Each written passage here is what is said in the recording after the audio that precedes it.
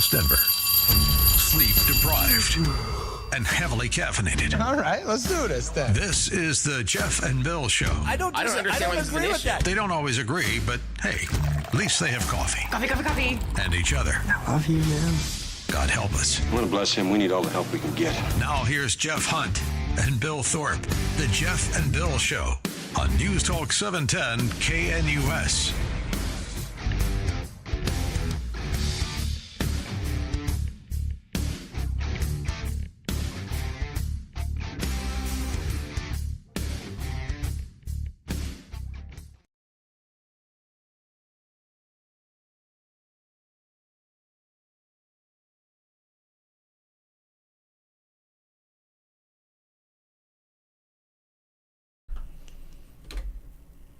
This is going to be a fun one. 6 a.m., Mile High City, Wednesday, October 15th, 2025. Good morning, Denver, Colorado. You've tuned in to the Jeff and Bill Show. News Talk 710 KNUS. I'm your co-host, Jeff Hunt.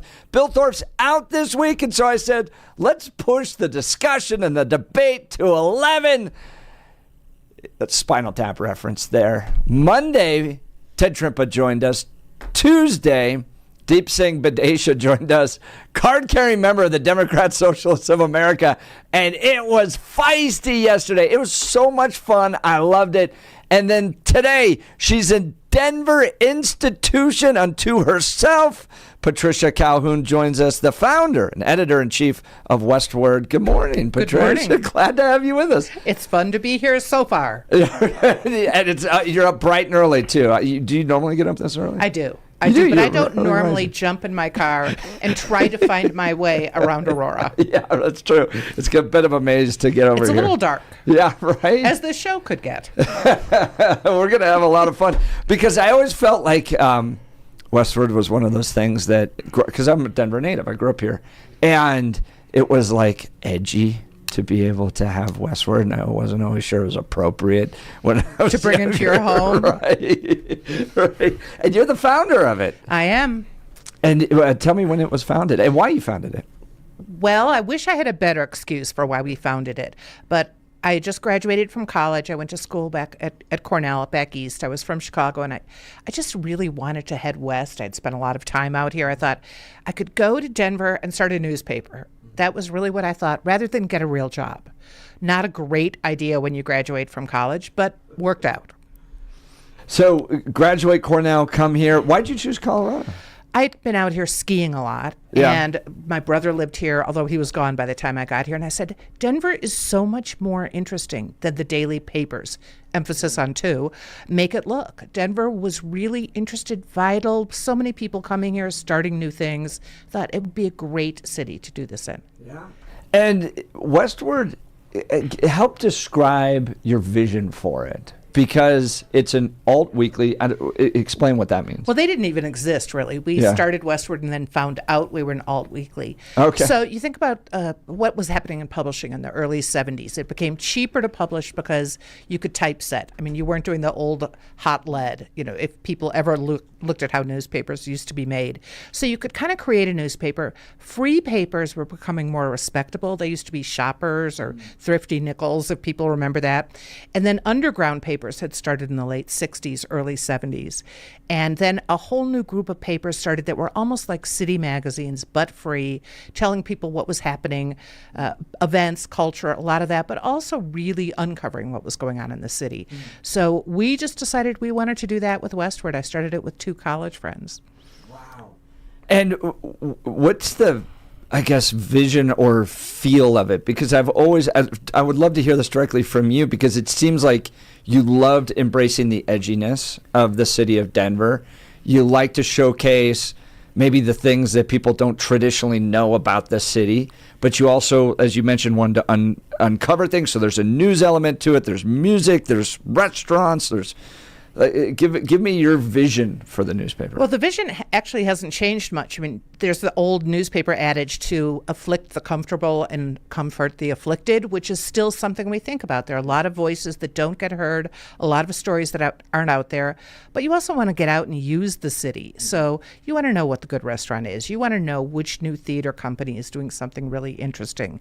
So we don't necessarily divide between here's the hard stuff to read that might be disappointing and here's the fun stuff to read. We just mix it all together, and you pick it up, or now you go online, and you've got a feel for what's going on in Denver this week. Not everything, but enough that you really have a guide to the city. If you want to use the city, if you want to go downtown in the city, which is what we're going to talk about. Don't.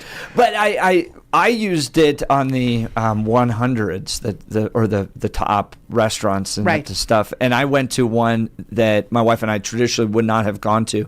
It was like this French restaurant with trees inside. And Beatrice and Woodsley, maybe. I'll get the name for it. Yes, that was it. That's what Beatrice and Woodsley became. Okay. On Broadway. Very cool. You go through this like little door into a forest. I would have never found it if it wasn't for Westword. So and restaurants, when you think about the industry, with so many people start their own restaurants, they come here or they've grown up here and they want their own thing. Yeah. So the restaurant industry is a really vital small business part 100%. of the city. 100%. And we'll be talking about some of the challenges that they're facing. So Patricia, Calhoun, Westword, live in studio this morning. You're welcome to join the conversation at 303-696-1971, 303-696-1971, or texting us on the Dan Caplis Law text line. That's 720-819-5115, 720-819-5115. Text messages already coming in. We want you to be a part of the conversation. Now it's time for News and Comment with Blake Olson. Blake Olson. Blake Olson, News and Comment. Good Wednesday morning, 47 and clear, expecting a high of 80 today. News sponsored by Pastor Camp Heating and Air Conditioning at 303-777-1234 to learn more about special savings opportunities on Lennox equipment. Our top story, 1 o'clock this afternoon in the Oval Office, DJT has a press briefing with FBI Director Kash Patel. That should be fascinating. 2 people are dead after a law enforcement pursuit in Clear Creek County. Officers were working to catch a break-in suspect Tuesday at the intersection of Highway 40 and Highway 6. The suspect got away, led the authorities on a chase that ended in a head-on crash near mile marker 259 on Highway 6. The suspect was pronounced dead at the scene, while the driver of a Lexus that wasn't involved in the pursuit died after being airlifted to a hospital. A passenger in the suspect vehicle survived the crash and was treated for minor injuries. CSP is investigating the crash. 18-year-old Matthew Silverstone, who was injured in last month's shooting at Evergreen High School, has been released from the hospital. First responders and hospital personnel cheered Silverstone as he was rolled out of the facility on a stretcher. Silverstone confronted and fought the suspect during the September 10th shooting and was wounded in the head and chest. His heart stopped twice before he was stabilized at the hospital. So we will continue to pray for him and his family. Tuesday was an emotional day at the White House. DJT posthumously awarded Charlie Kirk the Presidential Medal of Freedom. Erica Kirk spoke. It was also Charlie's birthday, of course. Erica talking about her daughter. She said,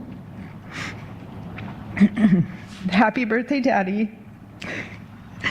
I want to give you a stuffed animal."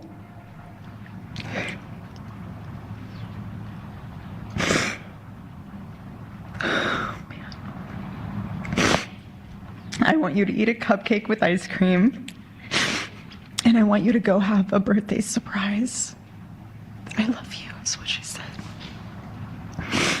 And while our son is precious, he can't yet speak, in classic Kirk family fashion, his actions spoke louder than his words, and his gift to you, Charlie, and myself for that matter, was deciding to become the man of the house and be fully potty trained at 16 months. Oh man, that was a rough day. Tulsi Gabbard last night on Fox News talking DJT and Charlie. But President Trump was able to make sure that on this day, as we memorialize and remember Charlie's love and dedication to peace and to freedom and to caring for others, that this is happening in the midst of President Trump making sure that those 20 hostages were now in the loving embrace of their families, making sure that as this next phase begins, those families who have not been able to welcome their loved ones home will soon be able to bury their loved ones and to say goodbye. I think President Trump is demonstrating exactly why Charlie Kirk worked tirelessly to get him elected, to rally support across the country amongst young people and college students. Absolutely. Israel is cutting aid shipments into Gaza. The reduction comes after the ceasefire with Hamas and is linked to delays in returning the bodies of hostages. So far, only 8 of the 28 deceased captives have been returned, and the Red Cross says it could take days or weeks to recover the rest. The Senate has voted down a Republican-backed spending measure aimed at ending this ridiculous government shutdown. It's the 8th time the Democrats have voted to keep the government shut down. They vote again today. RFK Jr.'s wife, Cheryl, was on The View. She's obviously a great actress and incredibly talented and incredibly kind to the bozos. Whoopi wanted to remind her that her husband isn't a doctor. And the crowd cheers, and Cheryl embarrassed all the clowns. I do want to say, he's not a doctor and he's not a professional. Yes. And oftentimes when he's talking, oftentimes when he's speaking, he is speaking not with the best information that we can get because, we could do a lot better with health stuff. And there's a lot of stuff he can do. And some of the things he's suggested take it out of the hands of my doctor and me and my OBGYN and me. And I wonder, does it give you pause and are you able to say, that might not actually be so because I've got my experience and I've lived with this and I'm still here. So are you able to have those conversations with her? I am able to have those conversations. And just to be clear, 90% of secretaries of HHS have not been doctors. There have been 3. Yeah. No, to be honest, one of Obama's secretaries of HHS was an economist. But So the majority of them that haven't had medical backgrounds have had a science background. Wait, don't which do our anything husband else. doesn't have either. Don't say anything else yet. Because I do we want have to take a break. Now it's time to take a break after she just put it right back in their face, gave them facts. Outstanding job by Cheryl. These clowns. Avalanche at the Blue Jackets tomorrow at 5. NBA preseason Nuggets over the Bulls 124-117 last night. Dodgers beat the Brew Crew 5-1 and lead the NLCS 2-0. 43 in Superior, 46 in Centennial, 47 in Denver. Jeff and Billy continue with the boss from Westword on with Jeff this morning. Blake Olson, News Talk 710 KNUS. Your 710 5-day forecast, clear and starry skies starting off our Wednesday. Lows tonight will be in the upper 40s. With sunshine Wednesday afternoon, we'll hit the upper 70s with breezy winds. Some increasing clouds Wednesday night might have a slight chance for a shower. Lows going to be upper 40s. Thursday going to be cooling off, low and mid-60s. Scattered showers and a few thunderstorms. Sunshine returns Friday and Saturday. Highs mid-60s, lows low 40s. Meteorologist Don Watzel in the 710 KNUS Weather Center.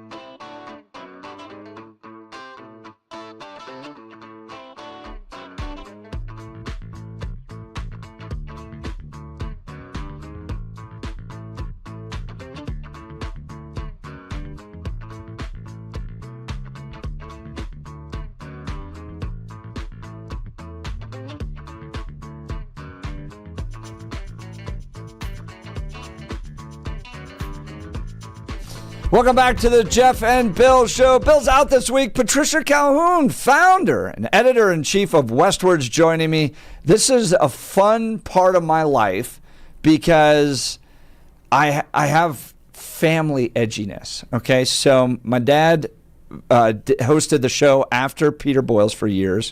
It was the Jim and Woody show after Bob and Pete. And my dad worked at the Sink, went to Boulder. Like, he has this edginess that's always kind of been fun to me. And I feel like Westword's in that same vein of we're going to cover the stories, we're going to enter the entertainment and arts culture of Denver, the kind of fun, edgy side of the city. So it's an honor to have you with us. Well, it is my pleasure. So let's talk state of Denver, because I think this is going to be a big part of the conversation. You are an institution unto yourself. Westword, founded 1977. You've watched the city over the years. You've been a part of the city. You've covered the city.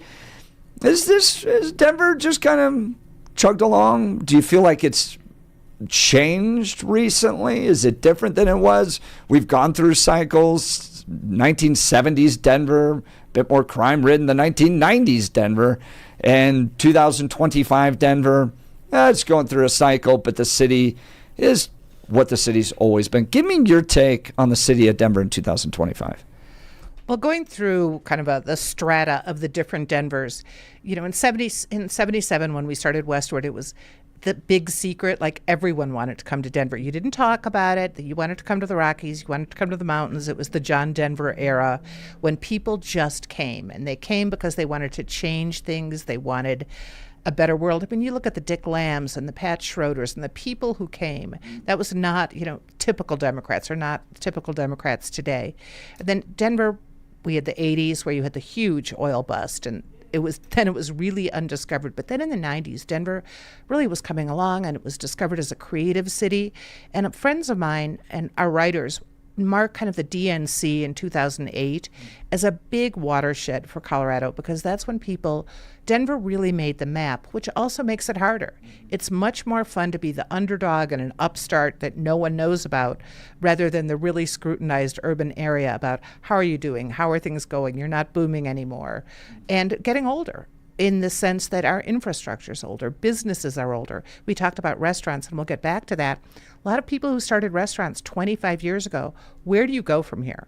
Do you retire? Do you leave? The things that were upstarts are now, like Westword, are now institutions, and it's a very different identity. So, and then when you add in 2025, two trends across the country. One is what technology has done and how easy it is to get in the conversation and change the narrative, or push a narrative like downtown is so dangerous or downtown isn't dangerous. And then you also have the fact of what COVID did to so many urban areas and rural areas, just really changed the country and attitudes. Yeah, I think COVID was a big mistake, the way we handled it in a lot of ways. There's lots of avenues to pursue on that, but I think if we could go back and make some of those decisions, I think we would do it differently. Particularly what we did to restaurants, what we did to schools, what we did the to long-term kids. Impact that it's going to be. I think there's a lot of regret there. I think there's a lot of regret, and we're seeing the ramifications a lot with how kids who are now in their early 20s, late teens, how they socialize or don't socialize, because these guys were in isolation for a year. They didn't have the interactions that were so important when you're growing up, when you're at that young age, and I think they became more remote. They went to technology for their interactions, if they did interact with people. You see them very different than 10 years ago, how 21-year-olds were. But there was debate taking place at that point. I remember my wife and I fighting really hard with Douglas County, Laura Thomas, and others to free itself from Tri-County Health, to get the schools back open. But I've always found it intriguing that there was never really a political price to pay with regards to some of the decisions that were made. So, for instance, the war in Iraq, eventually 2006 came along, and there was a political price to pay. If you were anybody that had voted for that war, you lost your seat in 2006. But I feel like we just kind of went and just kept going, never really had a moment of reflection, of political condemnation. of going, you were too strict in the shutdowns, it harmed too many people, and we're going to make you pay a political price. Why do you think that never really happened? I think partly it was people were just excited to get back on with their lives. So, but a lot of things have still changed when you think about remote work, which didn't used to be a thing, or it was slightly a thing, but now people are really pushing for it. And that's one of the interesting things about people in their 20s and early 30s. They think they should be able to work remotely. And then you lose the office culture. You lose the people going out and about, whether it's downtown or in Aurora to go to lunch, to socialize, to use the cities. It's changed the way people react. Do you think that'll ever come back? Do you think downtown, because right now I'm watching these office buildings be sold for pennies on the dollar, and then they're transforming them into mixed-use residential. It seems like the future of Denver at this point, 2025, is, well, people aren't going to come down here for work as much. You got the Denver Tech Center, you got all the surrounding suburbs. So the best thing for us to do, rather than just have giant office buildings that are vacant, is try to turn them into apartments. But that will change definitely change the future and flavor of the city. Well, they're not all going to be apartments. Right. So what the vacancy rate is maybe 30% now. So you still have 70% of those offices are occupied, and people are coming back to work more.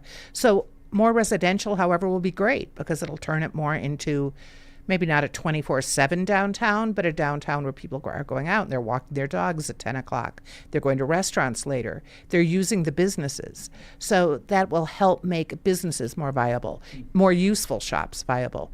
And that was always the dream. If you've looked at Denver, people didn't live downtown in the late 70s, except a lot of artists we would run into. And there were a few loft dwellers. And that downtown movement has been exploded in the 90s and 2000s. So I think that will come back. You've watched the mayors that I've been paying attention to since I moved back. I moved back in 2012. So graduated high school, Cherry Creek, in 2000, went to California for 6 years, went to D.C. for 6 years, and then came back in 2012. So the mayors I've been paying attention to are Hickenlooper, Hancock, and Johnston. How do you think they did from your perspective?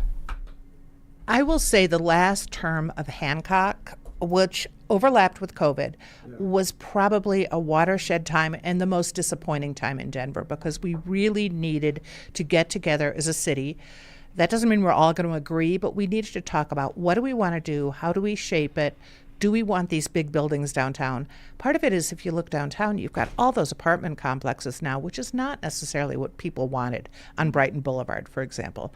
They wanted places they could move into if they had a family. So a lot of the development downtown was geared to young people who would leave because they wouldn't be able to buy a house. Right.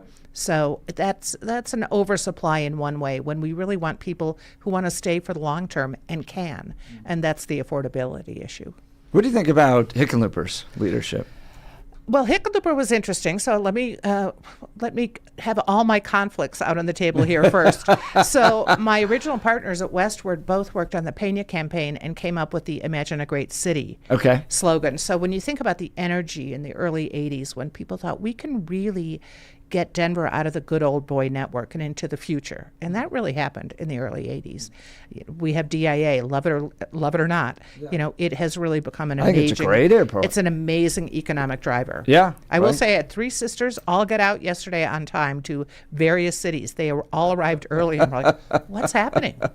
Slow down? No. Yeah. So then we had, Pena was a really interesting visionary mayor, and it's interesting how he's coming back and how people regard him. Really? Yeah. Talk more about that. Well, looking at how he got out of an incredible depression here in Colorado. The oil slump isn't a joke in the late 80s. I mean, if you think downtown has problems over the last 5 years, it was nothing compared to the late 80s. And he did invest, pushed for Major League Baseball, which we got, pushed for the new airport, which we got. And they had to use, Romer had to come in and help push that because Denver was unpopular with the metro areas, with the suburbs. So he just really pushed for truly a bigger, greater city than an old Western cowtown. Then we have Webb, who was a really, really interesting leader, more visionary, I think, than a lot of people thought, but in some ways an old school mayor, too, taking care of business, really focusing on projects. Hickenlooper, we could see, because our office was across the street from the wine coop. So we spent a lot of time keeping the wine coop in business when he was an unemployed geologist who wanted to start a brew pub. So we spent a lot of time talking, and we remembered when we were there when he started his campaign to run for mayor. And that was a new energy, kind of like Pena. It was back to a really new energy pushing forward. And that was much more the small business entrepreneurial. Let's really push the creative class. Let's really push people who want to create things here, whether it's a business or a studio or a film. But that was very much Hickenlooper.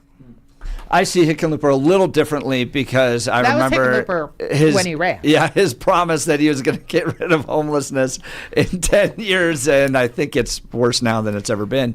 Or definitely under Hancock, it was the worst with all those encampments that took place out there. So I don't see John Hickenlooper as a particularly successful leader.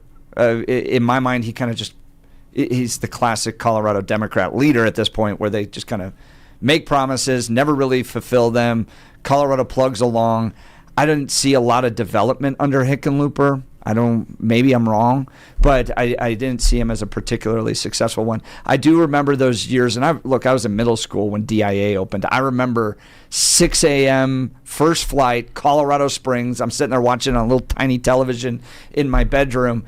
That very first flight that came from Colorado Springs that landed at DIA, that seemed like a very optimistic time in the city, right? The brand new airport opens. This thing is state of the art. And then it kind of seems like Denver took a step back under Hickenlooper. Well, I would say, and first you have to remember how many times the airport was delayed. I mean, that whole story is crazy that it went over budget. It was really delayed, but ultimately it worked. And of course, that was before Hickenlooper. That was Pena pushing it. Yeah. Then Webb got it finished off. I would say Hickenlooper, and this is 20 years ago when you're talking about when he was mayor, it was a different kind of politics. But he was much more involved with neighborhoods, as I said, smaller creations rather than the big vision, because we had Major League Ball. We had a new airport. We had a new convention center. He was not trying to build our way out of a recession because Denver was kind of secretly booming. So I think that what he did with a lot of creative things was great. We got the DNC here, which was, as I said, kind of a watershed in 2008 in how people regarded, he got some new bigger businesses in.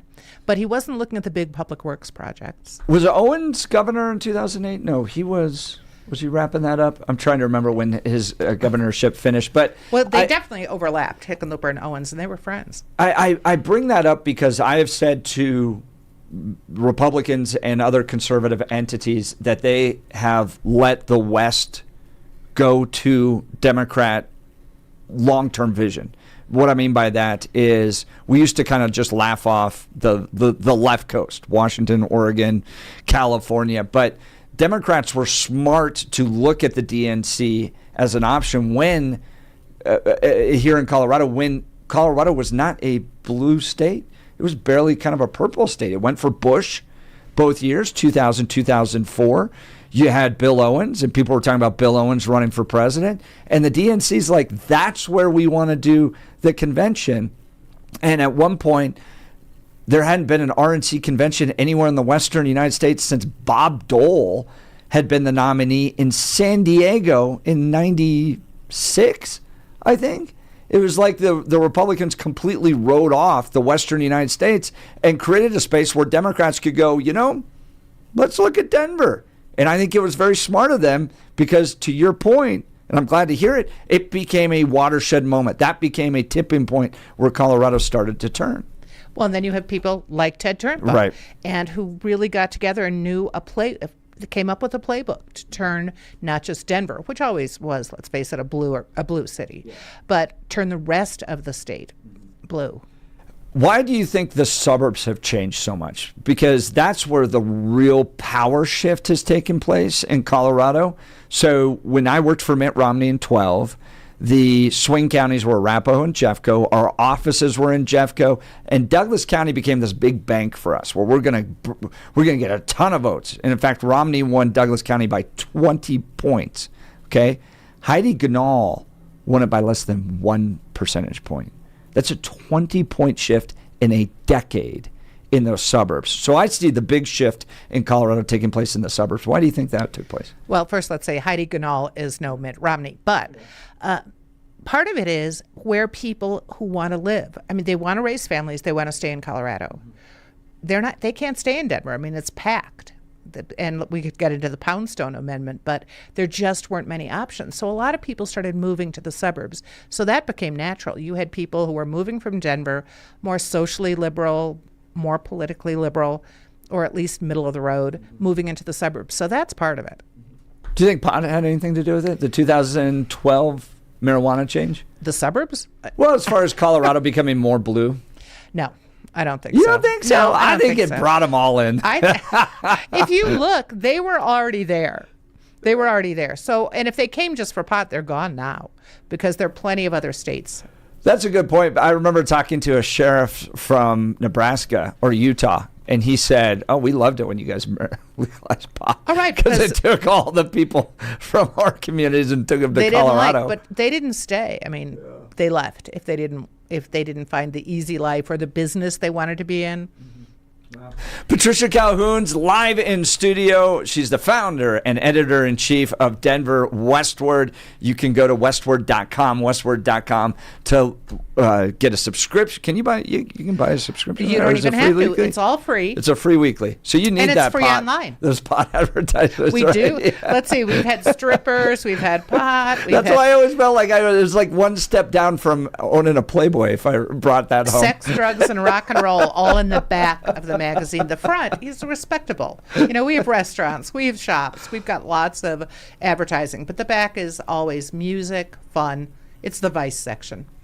Patricia Calhoun, live in studio. Feel free to join the conversation if you like. 303-696-1971. Text us on the Dan Caplis Law text line at 720-819-5115. Folks, let's talk Guyries. My wife and I went into Guyries recently. They've got locations all over the Denver metro area. We went to the one in Parker. Look, I've never worked with a personal design consultant. I never have. It's just I wander around Home Depot trying to figure it out myself, and they have become a sponsor of the show, which we appreciate. But I got to sit down, and the cost was not exorbitant. In fact, it was very reasonable, and they walked us through their full selection of Hunter Douglas custom blinds, shades, and shutters. Then they came out to our house, and my wife got to ask lots of questions, which was great because I couldn't answer any of those. They were the personal design consultant that provided that personal attention. They brought samples, they brought paint samples, and they have transformed the inside of our home. We love it. We have remote control blinds now, which is just amazing. You press a button, they go up and down. We have loved working with them. You can get the same type of personal attention for window treatments to full room decor, including paint, all that stuff. They'll come to you and offer that personalized in-home consultation. So go visit Guyries.com to schedule your in-home consultation. That's GUIRYS.com, GUIRYS.com. Go see the great people at Guyries. You'll be sure to thank me. The Jeff and Bill Show will continue on News Talk 710 KNUS. Wake up, Denver. There's no better place to start your morning than IHOP, where the pancakes are fluffy, the coffee is hot, and the smiles are endless. Wednesday, October 22nd, join Jeff and Bill as they broadcast their show live from IHOP at 9565 South University Boulevard in Highlands Ranch. You're officially invited to be part of the excitement. Come grab your favorite breakfast and watch the Jeff and Bill Show in action from 6 to 10 a.m. Don't forget to try the special Jeff and Bill breakfast. Pancakes, any style eggs, and crispy bacon, all for just $7.10. It's a deal as good as their hot takes. All they need is you. Bring your appetite, bring your friends, and kick off your day with great food and great conversation. See you Wednesday, October 22nd at IHOP.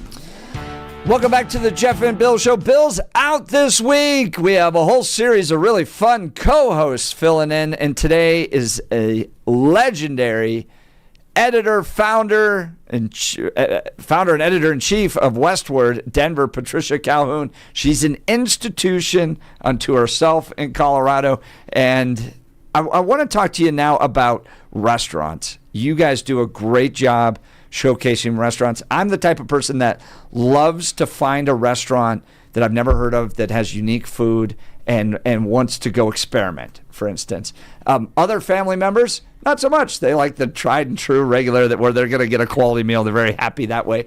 But I want to go experiment. And so I found Westword perfect for that. But the restaurant industry in Colorado's suffering. As it is across the country. But here it is really tough.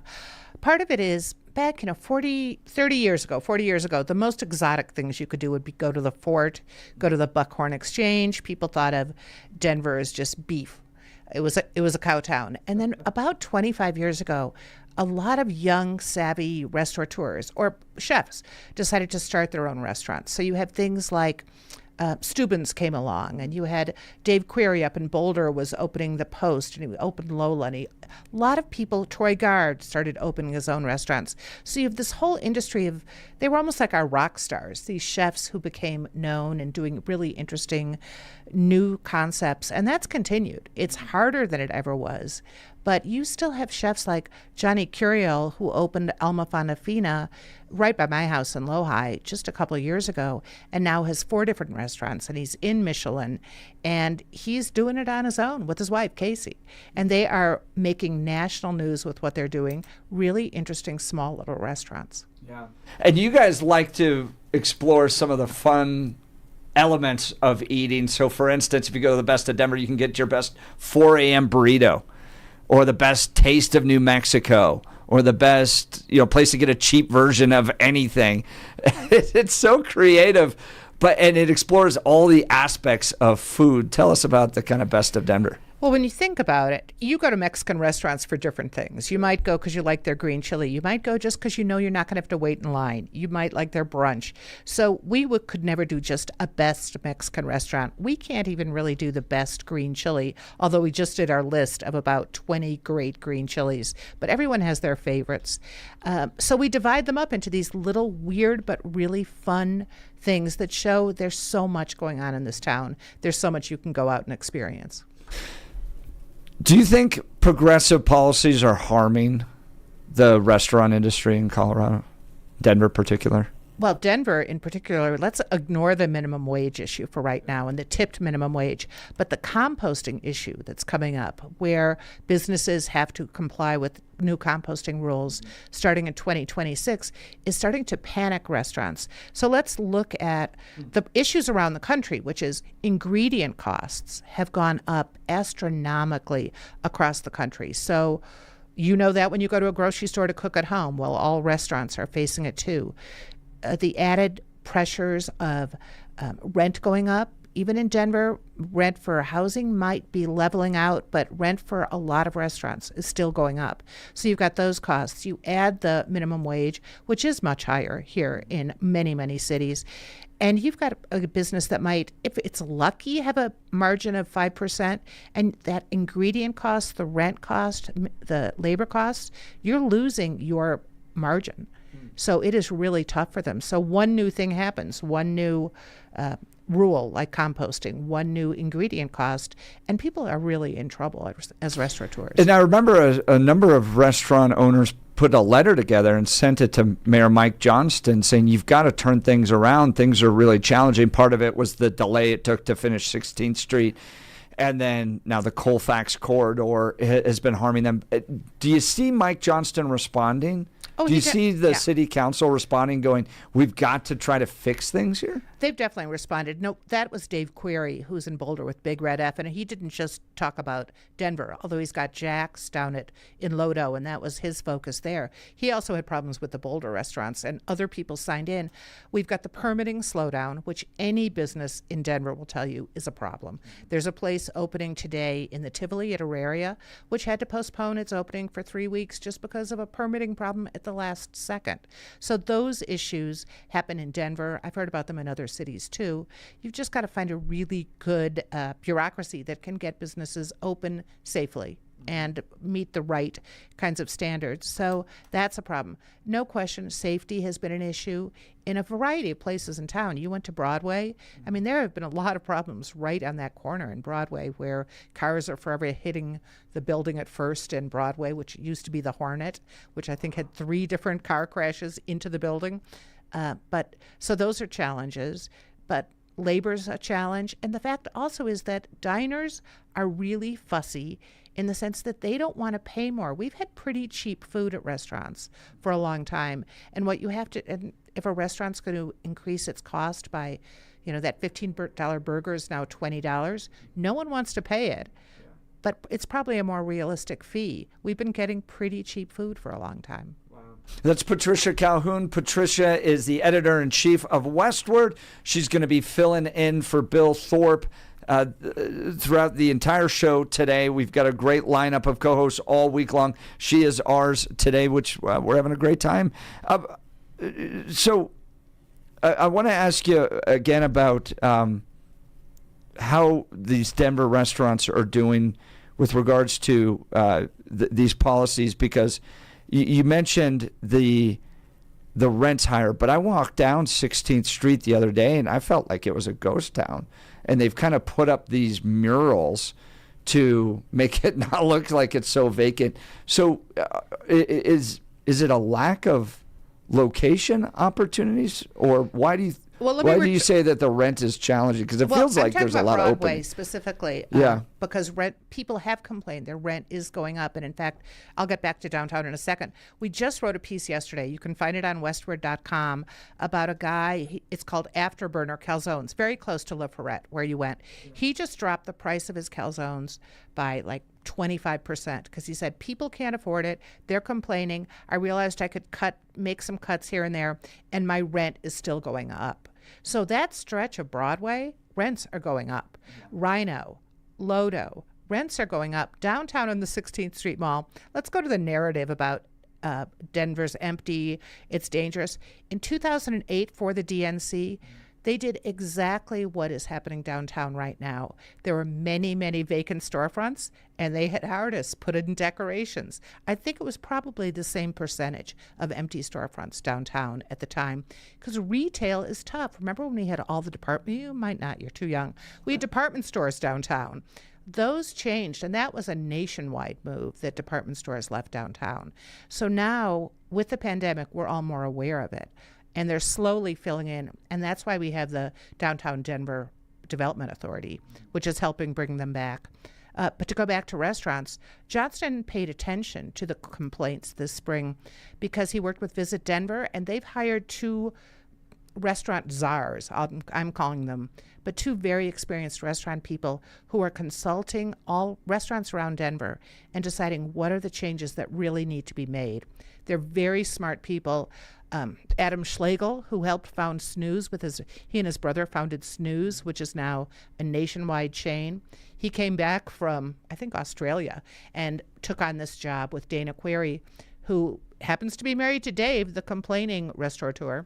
But she and Adam Schlegel are working together to really survey restaurants, see what's needed, and make proposals to the city. Do you think it's that complicated? This reminds me, I just finished Kamala Harris's book where every solution she had was, I'm going to form a committee. Address the border, I'm going to form a committee. Israel, Hamas, I'm going to form a committee. Higher wages, I'm going to form a committee. It seems to me like the mayor could provide some real executive leadership by just seeking to lower regulations, like you mentioned, and make it safer. Isn't that just the solution? Well, you'd think it's the solution. And in fact, in the spring, they did up the police patrols downtown. Right. They've done a lot downtown. And if you go downtown, where I am every day, it is definitely better. But I've been in downtown since we started Westword in our first office on Market Street. And I can tell you, it feels as safe now downtown as it ever has. but we were walking around at 4 a.m. for decades, going to the printer and things like that. So we've seen it through many, many different stages. Part of the problem is getting bureaucrats to listen and do the right thing. Because if you're say, sure, it helps to get your liquor license faster. Well, what are the steps of a liquor license? The mayor's not going to know. You've got to figure out people who can look at it and make proposals on how to do that, how to get the permitting through 5 different offices. You've got the fire department, you've got water, you've got all the different inspections. There are going to be ways to streamline that, not just for restaurants, but other businesses. Yeah, I want to continue to talk about this. Ezra Klein has brought this up, that Democrats have a hard time building things right now. Yeah. And now, and I have friends in the Trump administration who said, we have been more empowered because we have an executive leader that just says, go fix it in ways. And how that will shape out future elections, I think, will be interesting. But we'll continue this conversation. Patricia Calhoun, editor-in-chief, founder of Westword, live in studio. You're listening to the Jeff and Bill Show, News Talk 710 KNUS.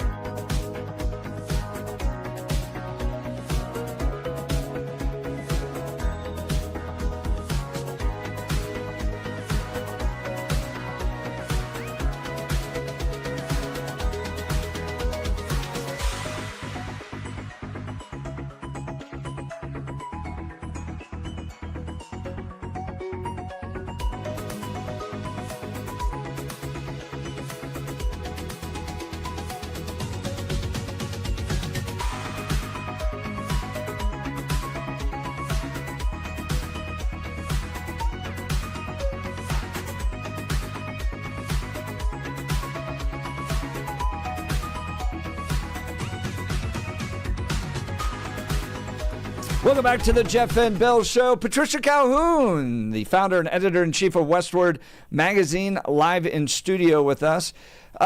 So here's a question that's coming in. Johnny, Mayor Johnston said that he would give businesses who came downtown Denver free rent for a year. Did that help? Do you remember that? Was that ever the case? I don't remember specifics about free rent for a year, but there was a downtown Denver partnership project on 16th Street, which worked out kind of free rent for several pop-up businesses. Okay. And and that was right during maybe 2022. So when you're trying to come back from COVID, and that really wasn't very successful. Part of it is you've got to get people downtown if you're going to make businesses work. You know, a tea shop was one of the things that died. A really interesting kind of poster shop. Great if you've got tourists. Great if you've got people shopping at lunch. Lousy if there's no one downtown. Yeah. I remember walking 16th Street, just went into one of those kind of tourist trap little areas that sells Colorado hats and souvenirs and things. Great guy. He had come here from Vietnam 40 years ago, set up shop, said it was the worst year of his entire career was last year. There were just no shoppers. Now, it's interesting if you talk to Visit Denver, Denver's booked with conventions. So conventions are coming, and you see your souvenir guy is selling a lot now. But when I talked about rents increasing, rents aren't increasing on 16th Street. They're increasing on Larimer and Rhino. They're increasing on Broadway. They'd better not be increasing on East Colfax, which is just a disaster. But rents are going up in the prosperous parts. Yeah. I came up with what I called the woman in pearls and fur coat theory, which was a takeoff of Giuliani's broken windows theory. But I'm looking at Denver going, half your revenue comes from sales tax.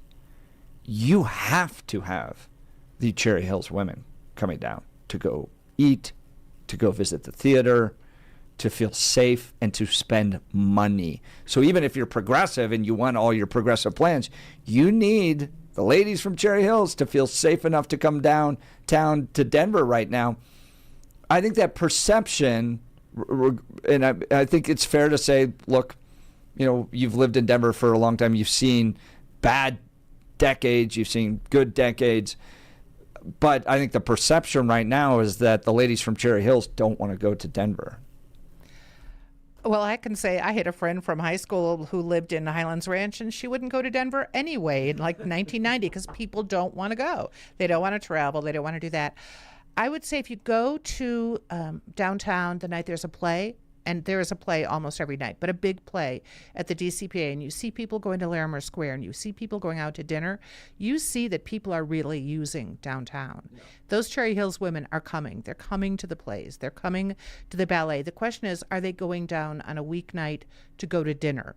Just to go to dinner, is that going to end? You need those people to make the difference. Yeah, absolutely. Those trips. Well, we're going to continue this conversation. We're at the top of the hour. Jeff and Bill's show will continue. News Talk 710, KNUS.